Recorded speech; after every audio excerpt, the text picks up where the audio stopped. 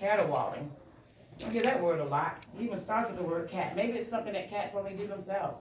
And she says he was mowing or meowing loudly, so maybe it's like a loud, awful meow, caterwauling. So, off William would go, off to find James. The two of them were the very best of friends. Together they plowed the fields and mucked out the stables and dropped bales of hay for the cattle.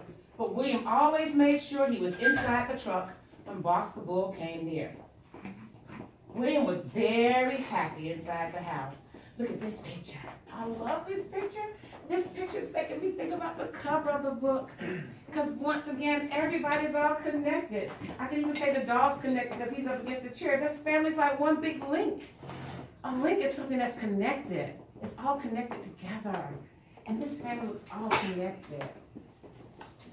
So William was very happy inside the house. He had a basket near the fire, 2 shining food bowls under the kitchen table, and a flap in the kitchen door so he could come and go as he pleased. In the evenings, Jessie wrote letters to her 101 pen pals, and James watched TV. William snuggled on James' lap and purred like an engine. And late at night, when Jessie and James were asleep, William jumped on the bed and slept on James's feet. James said he was better than a hot water bottle any day. Then one Sunday morning, James died suddenly.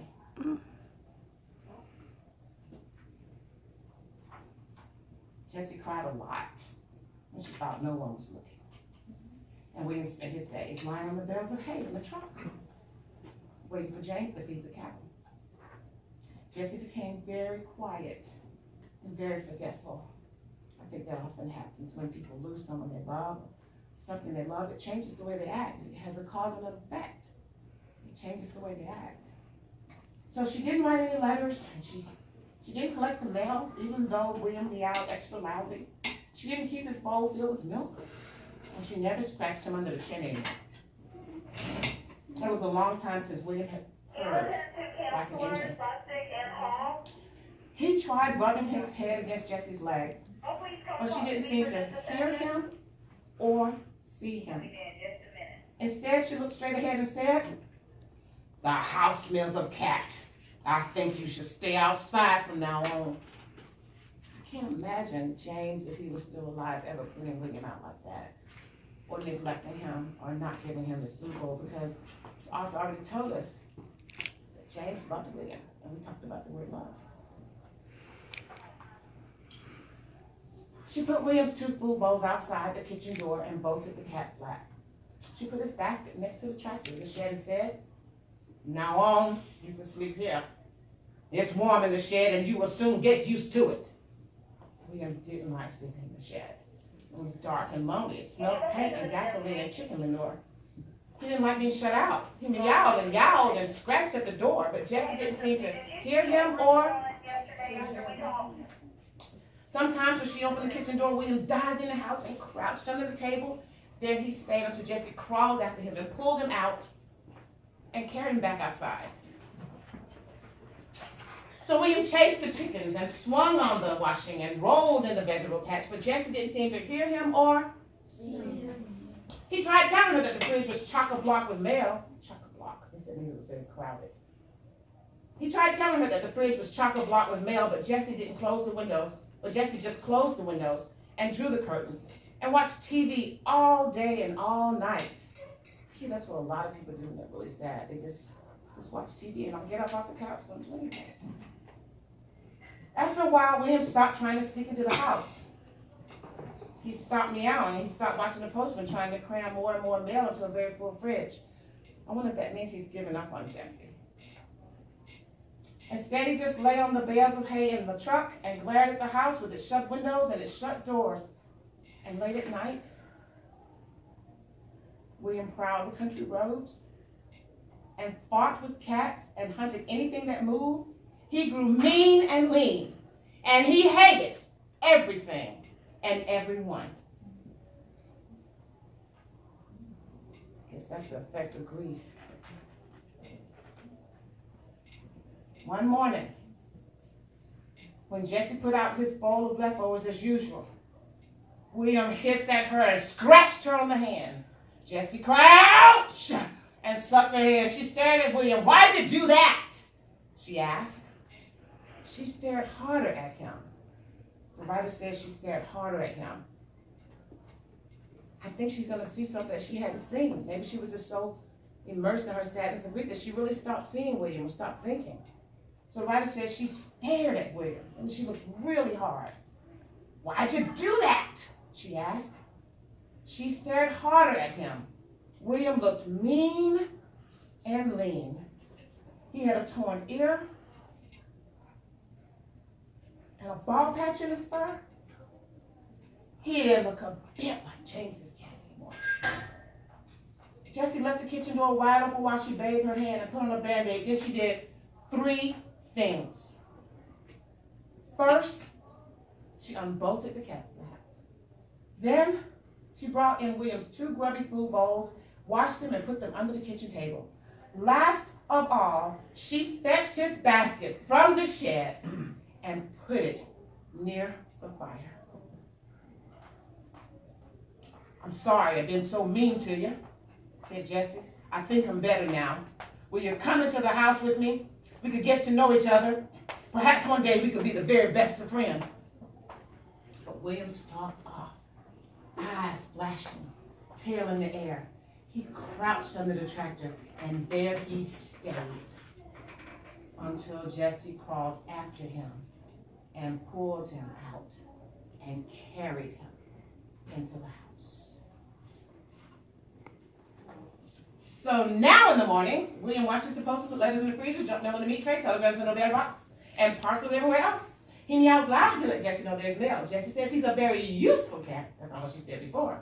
Jessie says he's a very useful cat and always lets him help unwrap the parcels. Then he and Jessie plow the fields and muck out the stables and drop bales of hay for the cattle, and both of them make sure they are inside the truck when Boss the Bull comes near. In the evenings, while Jessie writes letters, William snuggles beside her and purrs like an engine.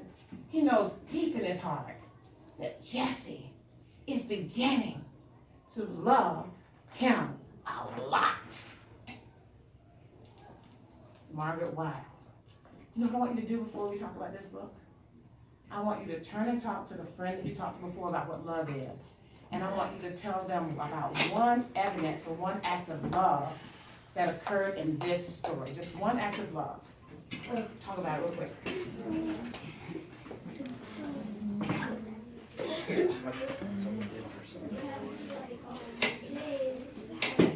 One act of love that occurred in the book. How was it made visible? Love made visible. You don't know. How did we know you loved the cat? I love the way you said the writer said. That was connected directly back to the text.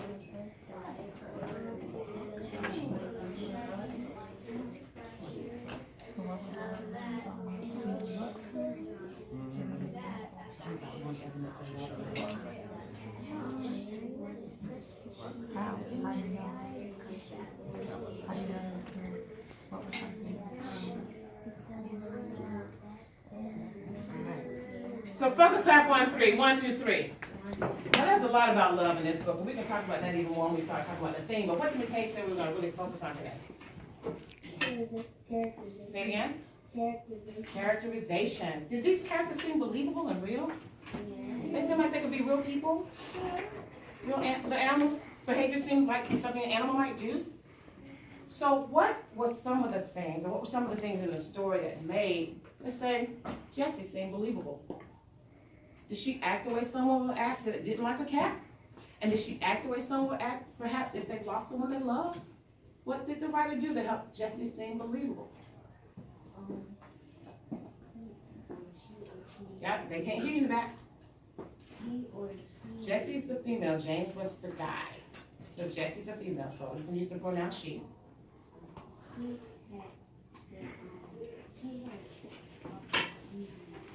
I can't hear you. Okay, so what did that tell you about her character, her personality? Did she start out in the beginning of the story just watching TV all the time? So what did her watching TV signify in the book? Does it signify some kind of change? What kind of change? Like a disappointed change. She was disappointed, perhaps? You want to add to that, sir? You have your hand up? I was gonna say the same thing. Okay, I want to hear from a young lady. I haven't heard from any girls lately. Ladies, what are you thinking? What would be one of the ways that the author made a character seem real? Did she talk like you talk? No. So how did she talk differently? She talked kind of grumpy, okay? And some of the words that she uses are not words that we use. She talked like somebody who may live on a what? On a farm, right. Now, I don't know about you. Have you ever been to a farm or someplace really rural? Yeah, have you? I've noticed that when I've gone to a farm that people use things, they use everything. They don't throw away anything. Sometimes it looks like a bunch of junk to me, but for them it has purpose. So what did they do with the old refrigerator? They did what? They kept it. Well, what did they do with it? What did they use it for? A giant mailbox. Do we have one of those in Georgetown outside? Do you see the refrigerator with mail? We don't do that. That sounds like something that might happen in the country, very rural, right? Okay, so let me set a purpose for the next time we talk about this book. Because right now we're sort of just talking about the author's craft. Okay? The refrigerator has this? No, can't be. Can't be.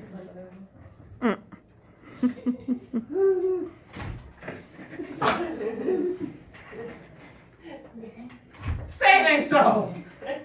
Chill. Wow. We needed somewhere to put the books. You didn't want to take the fridge home, so we... Country road, take me home. Good gracious alive. Miss Dupler has books in the refrigerator. Ask Miss Dupler where she's from. Where are you from? Where are you No, be more Close to West specific. Virginia. Yeah, okay. from? Wow. Ask Valak where she's from. Wow. No, I'm scared. Now, with books in the refrigerator and Georgetown classroom, I don't want to ask any more of those kind of questions. Okay. But the next time we talk about this, I might read this story again because I want to delve deeper into some of these literary terms, like some of the inferences. We touched on some of that a little bit today. We just didn't use the word, but we start inferring why Jessie was doing the things that she was doing. And we talked a little bit about her motivation. And you may have even heard me mention cause and effect. We didn't talk about this word today. I think this author uses repetition beautifully. We got to a point in the story where I could say Jessie didn't seem to hear him or and you knew what to say because of the repetition. And often when authors do that, they do that to draw our attention to something. So we'll talk more about that later. So when we finish fleshing out all of these words and terms and seeing how all of this connects in this book, it'll be easy for us to talk about the thing. Well, it'll be easy for us to talk about the cause and the effect and the change. I know you've seen that diagram. And the change that all of these things cause on both of these main characters. We can talk about who was static, who was dynamic, and we can create a theme together. Thumbs up if you like this book. All right, guess what? Put your hands down. This thumbs up for you, because I so enjoyed reading with you today, and I want to thank you for letting me come to your class. Can I come back another day and we talk about this book some more? You promise? You're not playing? Are those books still going to be in the refrigerator? Yes. All right, I'll come anyway. All right, thank you very much.